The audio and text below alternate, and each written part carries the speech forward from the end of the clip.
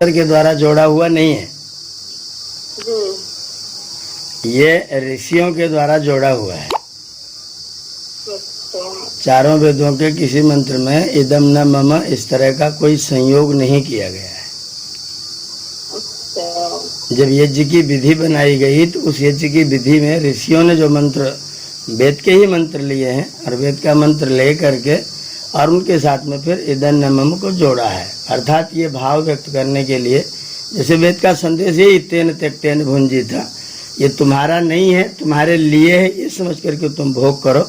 तो उस भाव को यज्ञ में सम्मिलित करने के लिए ऋषियों ने इदम न मम जोड़ा है। ये है मैं कर रहा हूँ, लेकिन मुझे करने का कोई अभिमान नहीं है, ईश्वर की कृपा से मैं कर पा रहा हूँ, इसलिए धन्यवाद है। इस भावना के साथ इदम न मम को जोड़ा गया है। जी, मतलब ये वेद में नहीं है, ये ऋषियों के द्वारा जोड़ा गया। आज बाद में ऋषियों द्वारा जोड़ा गया। वेद में कोई इदम न मम कहीं भी नहीं लिखा हुआ है, किसी वेद में इदम न मम नहीं है। और ऋषियों के जोड़ने का उद्देश्य था कि भावना यह है कि तुम करो, लेकिन तुम अपने आप को कर्ता मत समझो, कर्तृत्व में मत फंसो। करो लेकिन कर्तृत्व में मत फंसो। ईश्वर की कृपा, ईश्वर की आज्ञा समझ करके करो, जिससे तुम्हारी निष्कामता बनी रहे और तुम्हारा मुक्ति का मार्ग प्रशस्त रहे। इसके लिए ऋषियों ने इदम न मम जोड़ा हुआ है।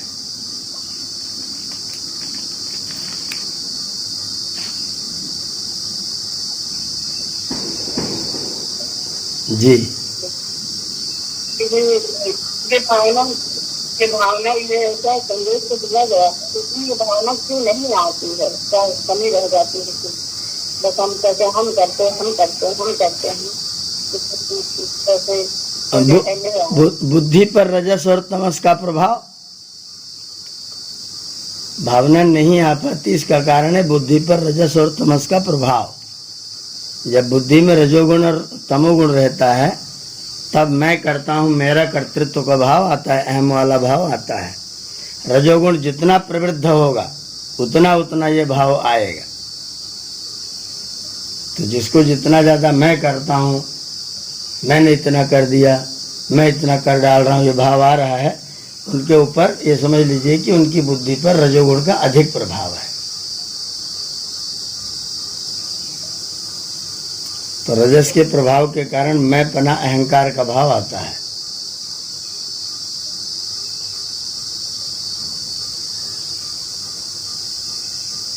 जी,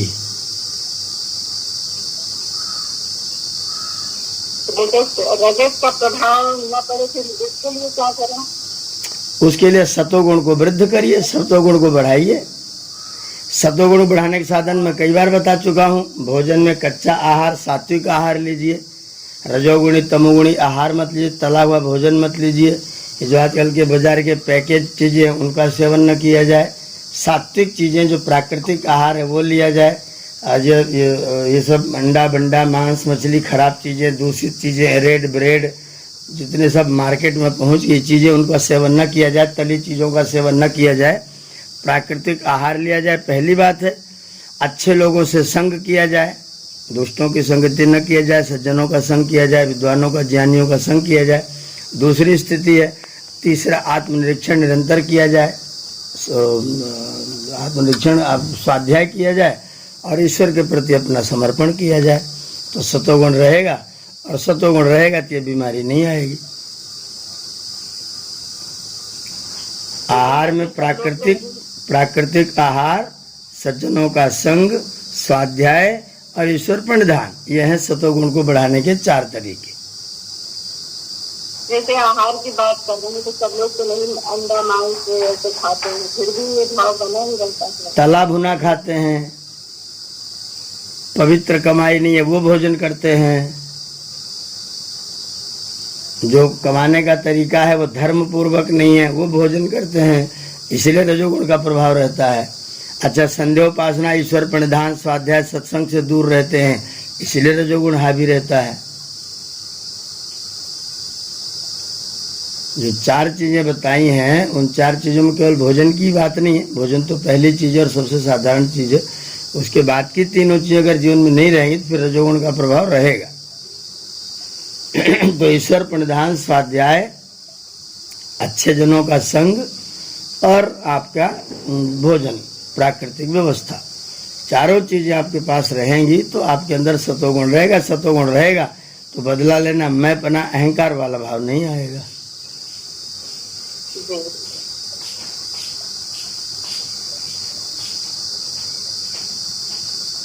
तो ये मर्यादा शब्द का क्या मतलब है?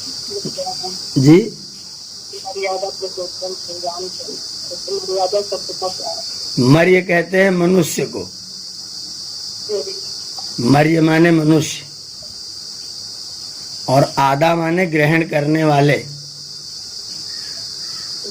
जो मनुष्यों के लिए करणीय है उनको ग्रहण करना, उसका नाम है मर्यादा। मर्यई आदीयते सा मर्यादा, मर्यई ही मनुष्य ही आदीयते सा मर्यादा। जिसको मनुष्य लोग अपने कल्याण के लिए, अपने हित के लिए नियम बनाते हैं, निर्धारित करते हैं और उसका पालन करते हैं, उनका नाम है मर्यादा। और भगवान श्री राम ने मर्यादाओं का पालन किया। उन्होंने भाई के साथ कैसा व्यवहार करना, सेवक के साथ कैसा व्यवहार करना, पत्नी के साथ कैसा व्यवहार करना। लाख लोगों ने कैकेयी की निंदा की, पर राम जी हमेशा कैकेयी की प्रशंसा करते रहे। उन्होंने कभी माँ की निंदा वाली जो मर्यादा थी, उस मर्यादा का खंडन कभी भी नहीं किया। अपने पिता का दोष कभी नहीं देखा, उसको गुण के रूप में उन्होंने देखा। तो ये मर्यादा थी। और उस मर्यादा को इन्होंने, मर्य को, मर्यों के द्वारा ग्रहण की जाने वाले जो कर्तव्य करणीय कर्म थे, उनकी स्वीकृति थी राम जी के जीवन में, इसलिए उनको नाम मर्यादा पुरुषोत्तम हम लोग कहते हैं। मर्यादा का समानार्थी शब्द कह सकते हैं सदाचरण। हाँ, सदाचरण हो सकता है, बल्कि शिष्ट आचरण करना चाहिए। सदन शिष्टाचार, शिष्टों के द्वारा आचरणीय कर्म, वो मर्यादाएं हैं जिसको शिष्ट लोग आचरण करें।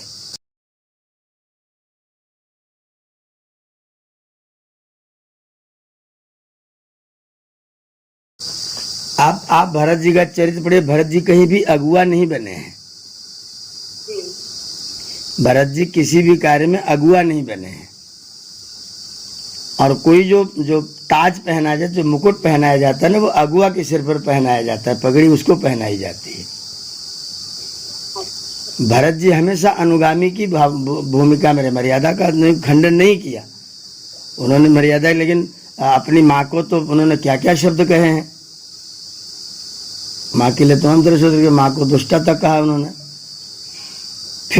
फिर भी भरत जी को हम उनके आचरण की प्रशंसा करते हैं और भरत जी को ठीक मानते हैं। लेकिन वो क्योंकि अनुगामी रहे हैं, सेवक के रूप में रहे हैं, पीछे चलने के रूप में रहे हैं, इसलिए पगड़ी उनके सिर न बांध करके पगड़ी राम जी के सिर पर ही बांधी जाती है।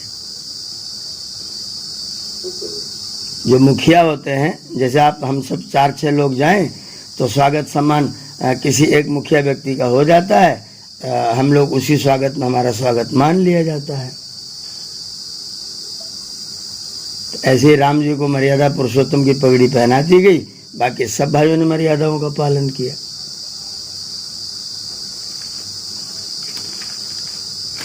अगुआ बनना और पीछे चलना, दोनों में बहुत अंतर है।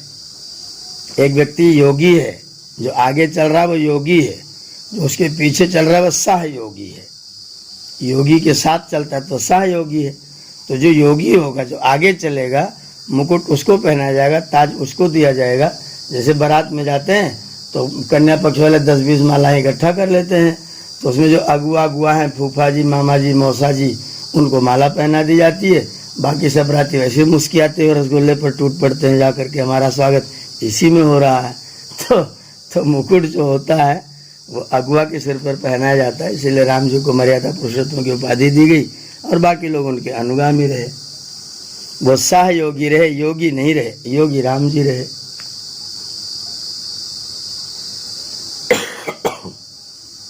अच्छा, भी जो है नारियों के लिए कहा जाएगा, तो उनके लिए मर्यादा शब्द कैसे जोड़ा जाएगा?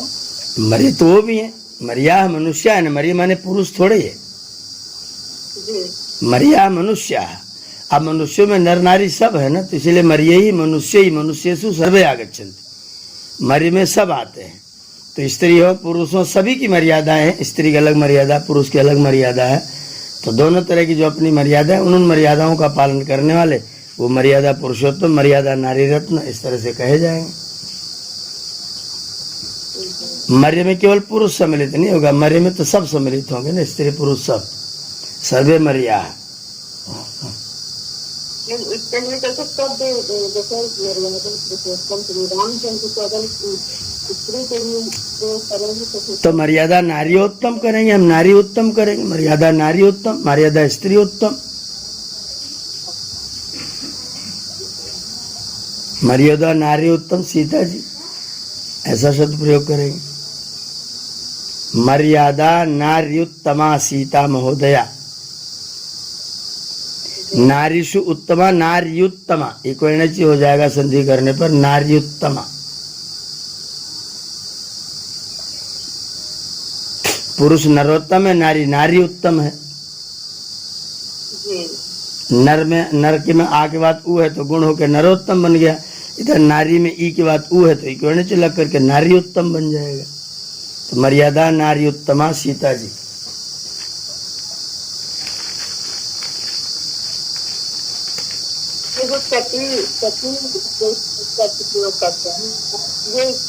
मर्यादा में नहीं आता है? बिल्कुल आता है।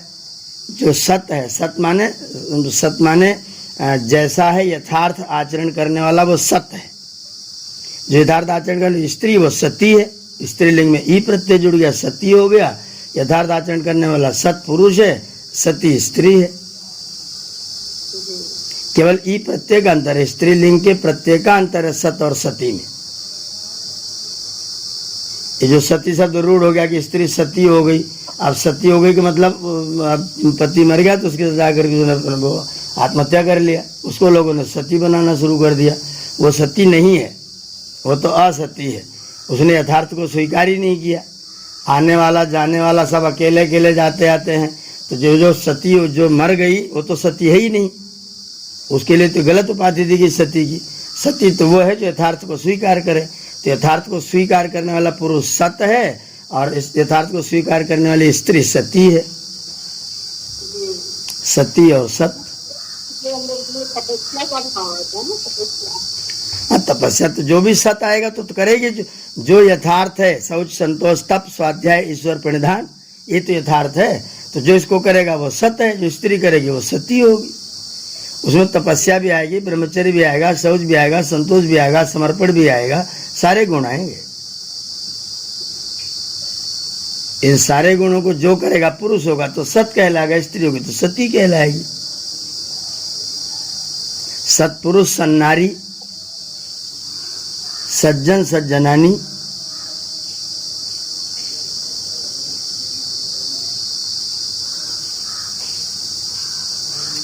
सन्नारी।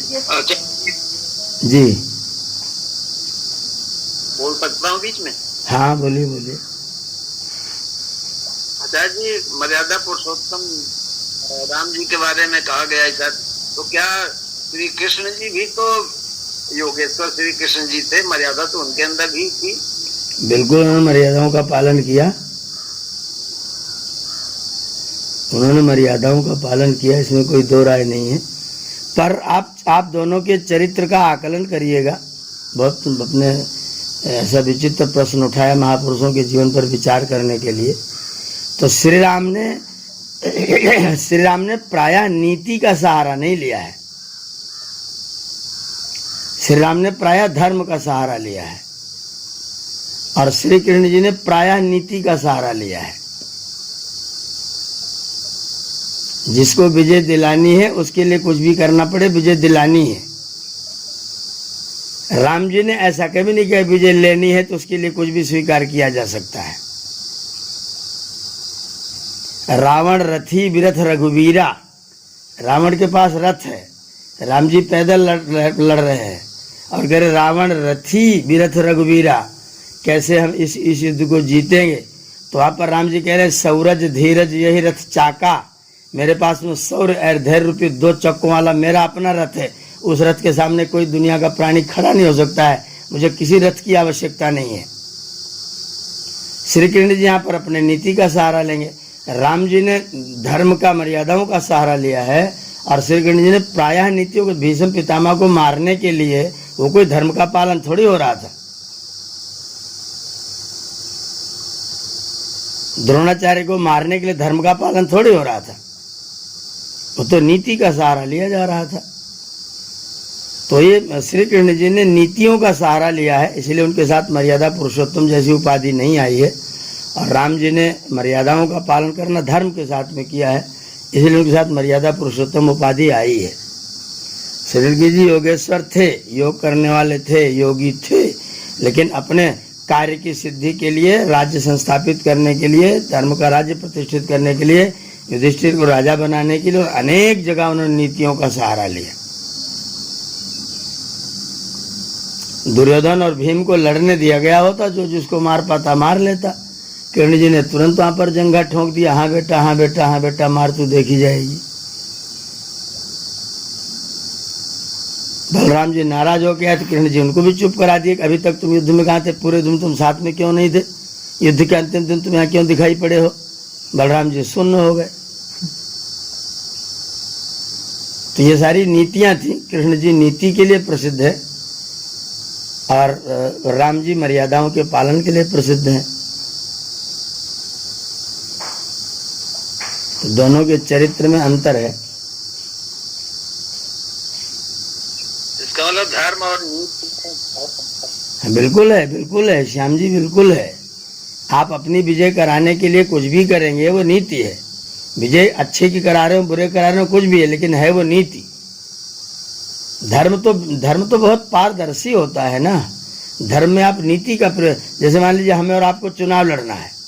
अब धर्म क्या है, आप अपने लोगों से संपर्क करिए, आप अपने लोगों से मिलिए, उनको अपनी बात बताइए, उनसे आप निवेदन करिए। ये आपका धर्म है, आपका धर्म मेरा भी धर्म, दोनों जन चुनाव लड़ रहे हैं।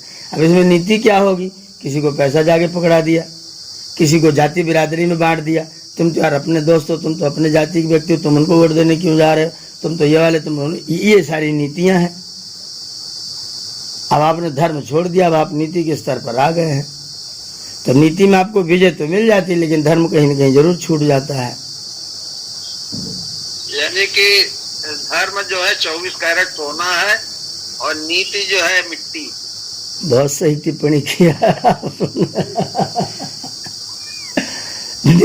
उसको एकदम मिट्टी मत कहिए, वो थोड़ा सा वो मिला हुआ 18, 19, 17 वाला कैरेट वाला कह लीजिए। नीति एकदम अंतकारी है, वो भी उसमें थोड़ा मिक्स हो गया है, बस थोड़ा मिक्स हो गया है, पूरी तरह से मिट्टी नहीं है वो, लेकिन मिक्सअप उसमें। वो 18 कैरेट वाला, वो 24 कैरेट वाला है, इतना अंतर करिए बस। एकदम पूरा आर्स फर्श मत कर दीजिए 12 माना जा सकता है। हाँ 12 तक चलेगा, 12-18 तक चलिए नीतियां 12 कैरेट की हैं और धर्म जो तो 24 कैरेट है। धर्म तो सारे संसार को, मनुष्य मात्र को बिल्कुल एक परिवार के रूप में प्रदर्शित करता है। धर्म है तो युद्ध तो हो ही नहीं सकता है। धर्म होगा तो मुस्कुराते हुए बातचीत से काम चले। राम के पास धर्म था, पिताजी ने कहा राज्य दे दो, छोड़ के चल दिए। यहाँ ये लोग राज्य बांट दो, इनने कहा छोड़ करके चल देने वाली बात की। आप राम की मर्यादा देखिए, एक ने कहा तुम जाओ, भरत को गद्दी मिलेगी, स्वीकार है। एक को युवराज किसको बनाया जाएगा, इसी में दोनों लोगों में विवाद है। वो कह रहा है मैं बनूंगा, वो कह रहा है मैं बनूंगा, किसी ने नहीं छोड़ा कि मैं नहीं बनूंगा। एक महाभारत और एक रामायण की तुलना करिए, मर्यादाओं की तुलना वहां करिए। वो कह रहे राज्य तुम्हारा नहीं, भरत को दिया जाएगा, स्वीकार है।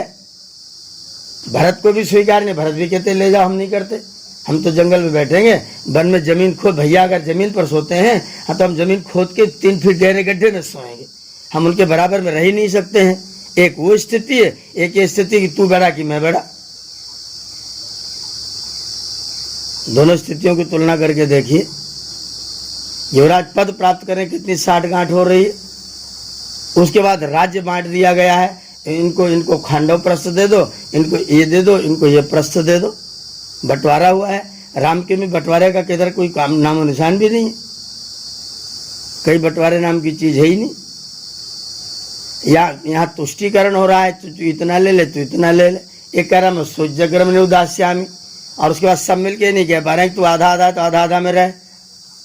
एक भी भीष्म पितामह द्रोणाचार्य धृतराष्ट्र एक ने भी नहीं कहा कि आधे में भी तेरा आधा तो आधा में रहे, 2 भाई 2 जगह बांट लो, ये भी नहीं किया। सूर्यग्रम ने उदास्यामी वहां तो है, और वहां तो तू पूरा ले ले, तू पूरा ले ले। आओ दोनों मिलके जहान बांट ले, तू सारा ले ले, मैं तुझे ले लूं। ये तो राम राज्य है। आओ दोनों मिलके सारा जहान बांट ले, तू सब ले ले, मैं तुझे ले लूं। ये राम राज्य है। और तेरा तुझे नहीं दूंगा, तेरा भी मैं लूंगा। अब यहाँ कृष्ण नीति शुरू होती है, यहाँ नीतियां फिर शुरू, तो फिर यहाँ धर्म तो गायब ही हो गया। तो महाभारत में कृष्ण जी की नीतियों का प्रयोग हुआ है और रामायण में मर्यादाओं का प्रयोग हुआ है, धर्म का प्रयोग हुआ है।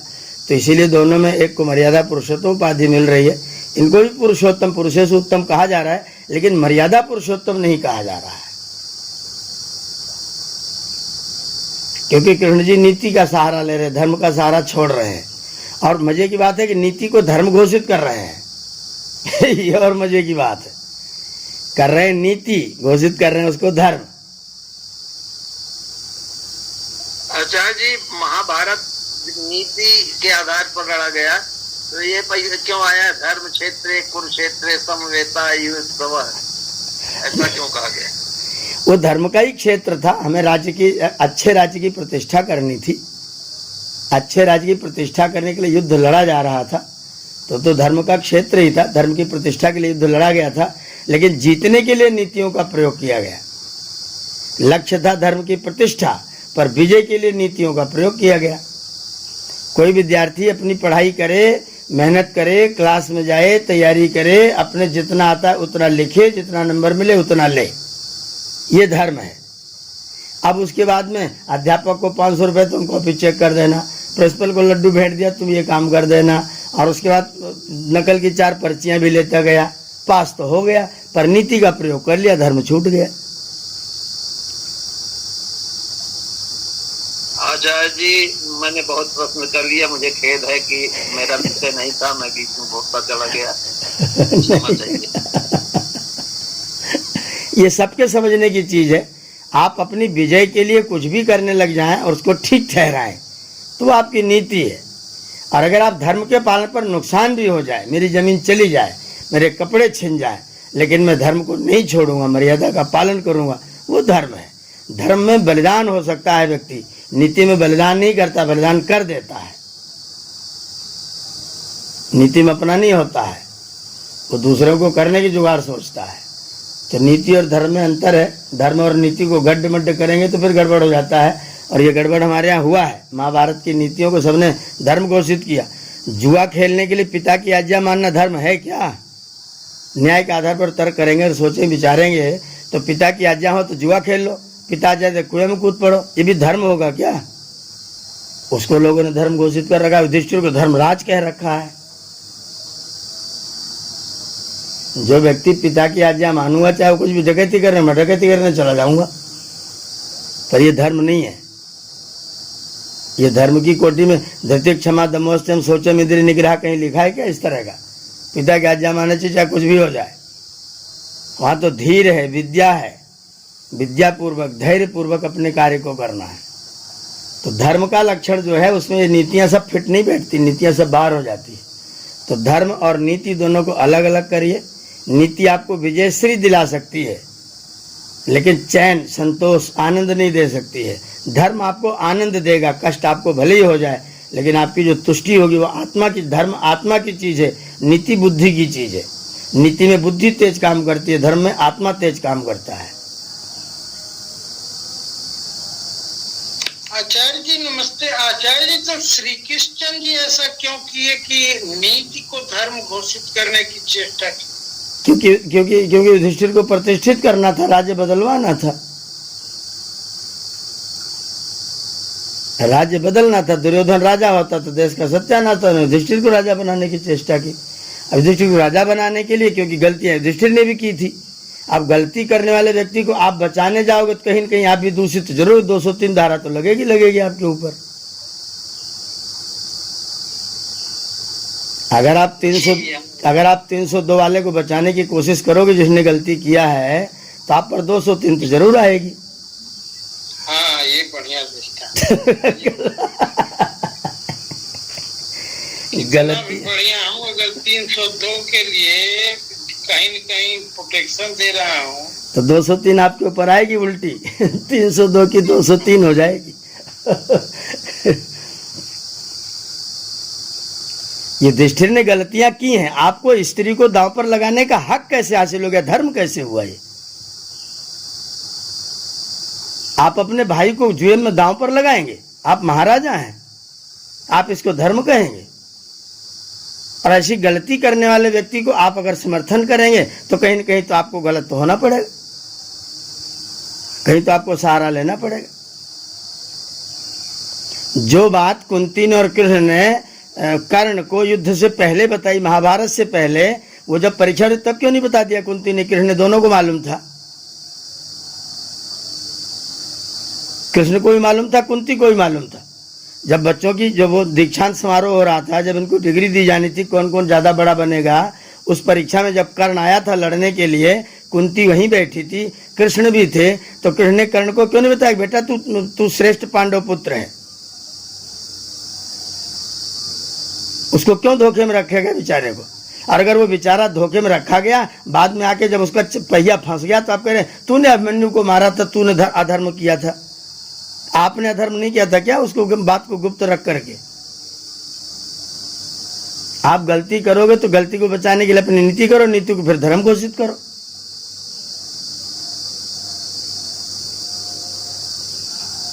गलतियां हुई हैं और गलतियों की सुरक्षा करने के लिए उसको धर्म बताया गया है। युधिष्ठिर पीछे छिप रहा है, वो कह रहे पिताजी ने आपको बुलाया है, विदुर जी कह रहे मत जाना, मना कर दो। ये कह रहे नहीं पिताजी क्या जाओगे तो जाना ही पड़ेगा। उन्होंने फिर भी कहा अगर वो कहे जुआ खेलने के लिए मत करना, वेद में जुआ खेलने का निषेध लिखा हुआ है। ये कहता पिताजी कहेंगे तो मैं खेलूंगा। अब उल्लू का पट्टा है, जुआ खेलेगा, चल तू खेल रहा है तो खेल पर राज्य लगा के, तेरे बाप का राज्य है, कहाँ है धर्म बताइए? तू राज्य को दांव पर लगा रहा है, तू पत्नी को दांव पर लगा रहा है, तू भाइयों को दांव पर लगा रहा है। तेरे को किसने हक हासिल कर दिया भाइयों को दांव पर लगाने का? उन भाइयों को चरण स्पर्श करना चाहिए जिन्होंने इस पर भी युधिष्ठिर को कुछ नहीं कहा, डांट नहीं लगाई। बेईमान आदमी, हम तेरे अधिकार में नहीं है। और अभी यही युद्ध होगा और यही निर्णय होगा। अगर ये वहीं राज्यसभा में 2-2 लात हो गई होती ना तो महाभारत नहीं होता।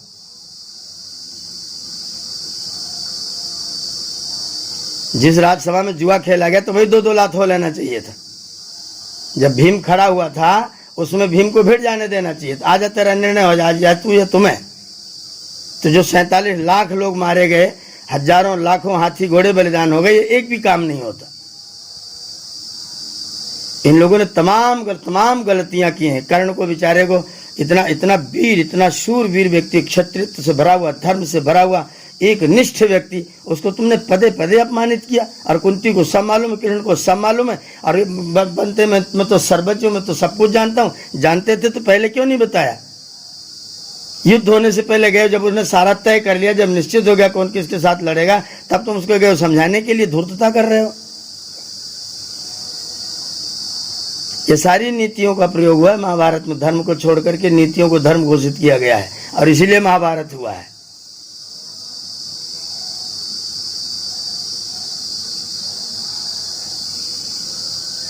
इतने के बाद ही धर्मराज कहा जाता है।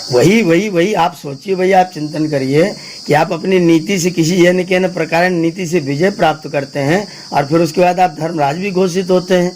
ये गिरावट है, पतन है ये। इसलिए ऋषि दयानंद जब आकलन करना शुरू किया तो उन्होंने कहा कि महाभारत से 1000 साल पहले से वैदिक मान्यताओं में गिरावट आना शुरू हो गया था। 1000 साल पहले गिरावट आना शुरू हुआ था। तब भी कुछ मर्यादाएं थी शामिल, तब भी कुछ धर्म प्रतिष्ठित था। और जब युद्ध लड़ करके सब मर गए तो और भी धर्म नष्ट हो गया।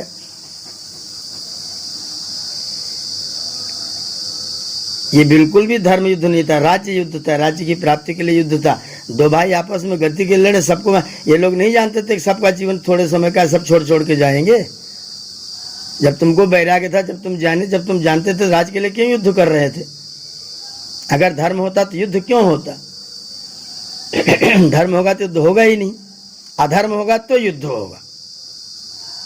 और उस युद्ध को जीतने के लिए आपको नीतियों का प्रयोग करना पड़ेगा और फिर आपको उसको धर्म का लबादा बढ़ाना पड़ेगा। ये महाभारत में हुआ है।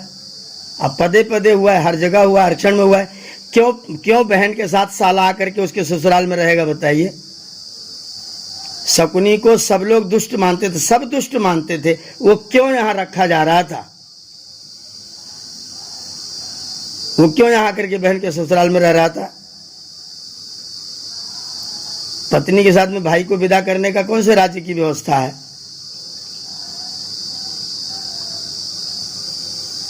ये सब नालायकियां हैं और उस नालायकी को पर्दा रखने के लिए उसको कोई धर्म बता रहा है, कोई उसको धर्मराज बता दे रहा है, लेकिन वास्तव में ये अन्यायपूर्ण था। धर्म कहीं भी नहीं था, धर्म को ये लोग छोड़ चुके थे। धर्म का पालन कर दृष्टि कहते चल भैया तू ही राजा बन ले, मैं तेरा परामर्शदाता बनूंगा, कोई बात हो तो मुझसे पूछ लिया करना, राय ले लिया करना, राजा तू बन, गुद्दी तू रख ले। युधिष्ठिर इस बात को छोड़ दिए होते। अगर धर्म होता तो चल तू मेरा भाई, तू ही राजा बन, मुझे परामर्शदाता समिति में रख ले, मुझसे पूछ लिया करना, कोई बात आए तो कई समस्या आए तो, बाकी मैं रहूंगा राज्य में तुम्हारे। यहाँ राजा मुकुट पहनने के लिए मराए जा रहे, 47 लाख लोगों को मरवा दिया। अब आप उसको धर्म का लबादा उड़ा करके आप वही कार्य कर रहे हैं। आज भी यही काम हो रहा है। ये मुस्लिम कोई धर्म है क्या? इसको पूरा सब समाज सब संविधान में लिख दिया इसको धर्म, और फिर संविधान धर्म निरपेक्ष कर दिया। अन्याय करोगे, असत करोगे तो फिर नीतियों का प्रयोग करो, फिर तुम्हारा धर्म तो गया काम से, धर्म तो है ही नहीं। तो द्वापर और कलयुग है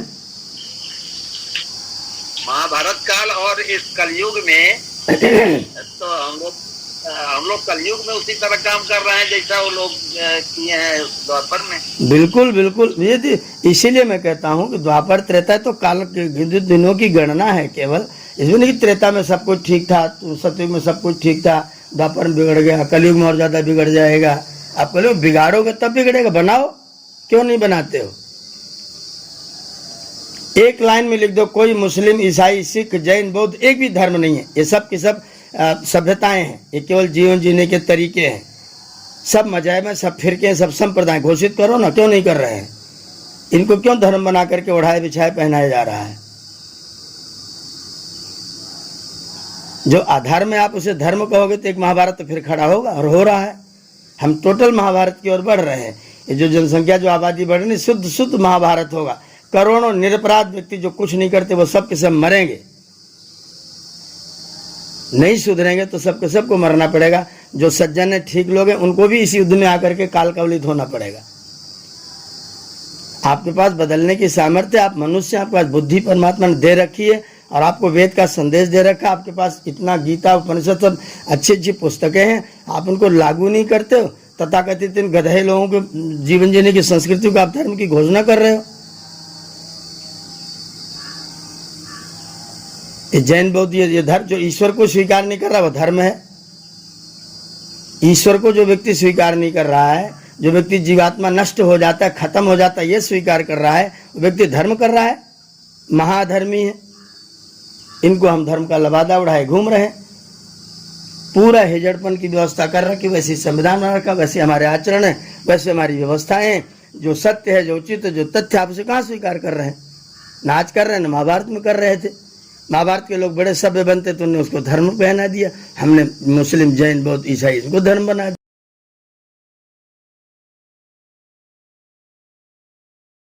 बहुत समझने की जरूरत है, बहुत सुधार की जरूरत है। सीधा आत्मा के रास्ते पर आने का नाम धर्म है। तो आप अपनी बुद्धि का सदुपयोग या दुरुपयोग करने लग जाते हैं, फिर आप धर्म वर्म नहीं करते, फिर आप नीतियों का प्रयोग करते हैं।